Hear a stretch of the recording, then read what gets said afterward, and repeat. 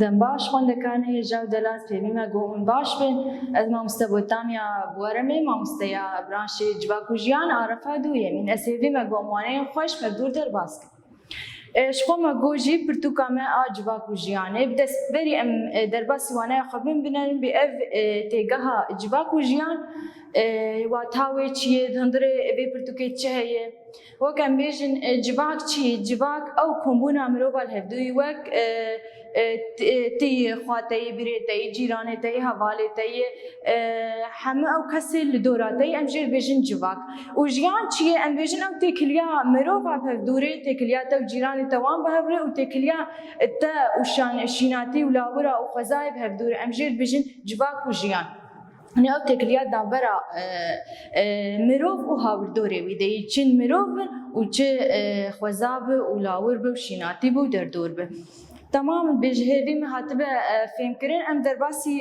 پرتوکا خوابه به سر روپلا هفت سرگوتاراوی و بونا دبستانی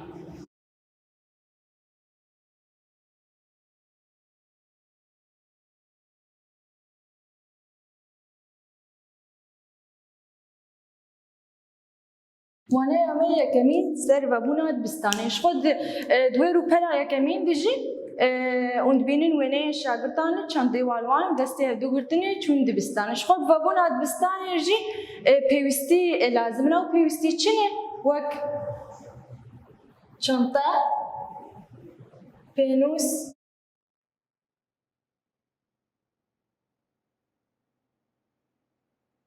jêbir her wekî dê cilûber pêwîstî dibistanê ji xwe pirin di hindirê waneya me jî dê خوندکارک me binavê Arîn hey çîroka xwe ji mal bêje bê çilo destpêka dibistanê berî goharê haziriyê xwe dike ji pêwîstiyê wê wek çanta lênûs pênûs malbata xwe dire bazarê dikire sibehê zûra dibê cilê xwe xwe dike û gişî ji me re şîrovet dike di hindirê wê çîrokê de em derbasî waneya xwe bibin Arîn ji me dibêje navê min Arîn e ez refa duyemînim ez îsal refa duyemînim berî vebûna dibistanê dibêje ez û malbata xwe em çûn bazarê em çûn bazarê me çi kirî wek çanta pênûs jêbir cilûberg her wekî din bi kêf û xweşî Arîn dibêje ez dibistanê vegeriyam dibê roja ku ez herim dibistanê ji xwe ez sibehê zûra bûm sibehê zûra bûm çi kir مروی خوشش دستی خوش طوری خواه شه کر جلی خوال خواه کر مبدعی که خوشش بو مالیکار و دما گو خوارن حاضر دکر تاشتی حاضر دکر مخوار و از کیف و خوشی و هیجان اجمالی درکتم از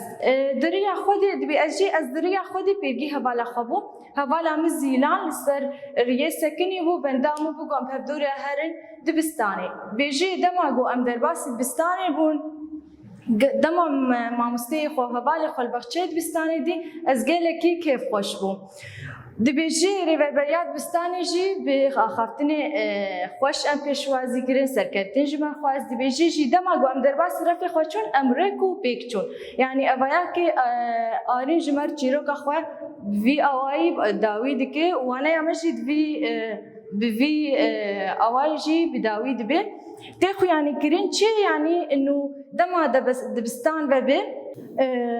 mînak dibe pêwîstiyê xwe mikirin wek çanta pênûs lînûs wanak ji me